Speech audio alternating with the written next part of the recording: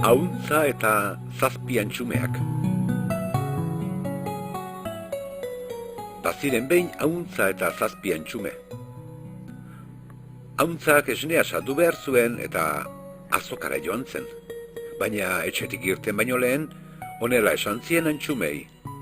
Aizue, ni azokara noa esnea saltzera, eta zuek bakarrik egongo zarete. Ez irekiatea inori, Otsoa dabil inguru hauetan, eta zuek jana izaituzte? Ez, ama, ez diogu atea inori irekiko, zaude lasai.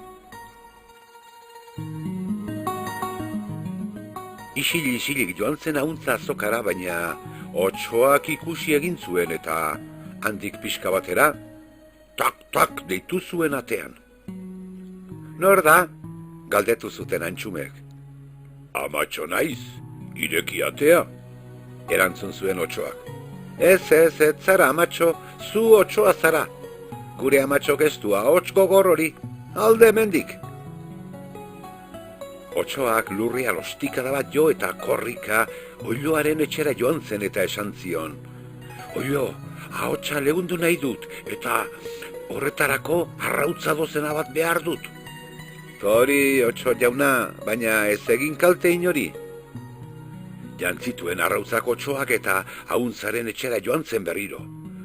Tak deitu zuen atean. Nor da? Galdetu zuten antxumeek. Amatxo naiz, ireki atea, erantzun zuen otsoak. Erakutsi hanka bat. Erakutsi zuen otsoak bere hanka eta ez, zu ez zara amatxo, otsoa zara. Amatxoren hanka zuria da eta zurea bezbeltza, ospa hemendik. Otsoak ostikada bat jo zuen lurrean eta errotariaren etxera joan zen korrika. Errotari jauna, irina behar dut hankak zuritzeko. Tori, otso jauna, baina ez egin kalte inori, Zuritu zituen hankak otsoak eta ahuntzaren etxera joan zen berriro. Tak jo zuen atean. Nor da? Galdetu zuten antxumeek. Amatxo naiz, ireki atea. Erakutsi hanka.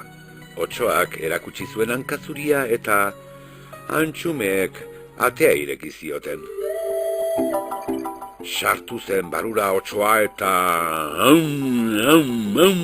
antxumeak jantzituen.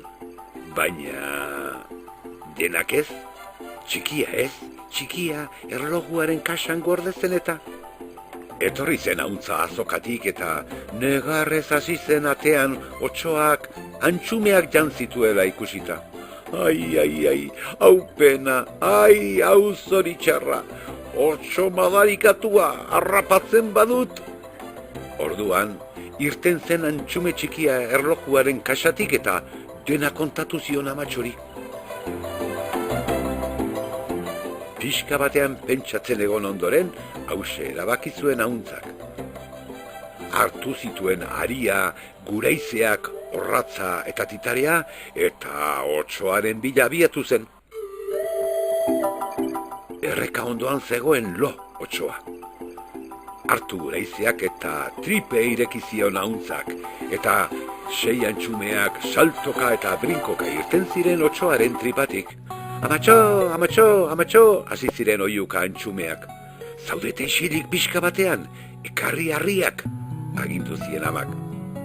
Harriak otsoaren tripan sartu zituen, eta gero josi egin zion tripa.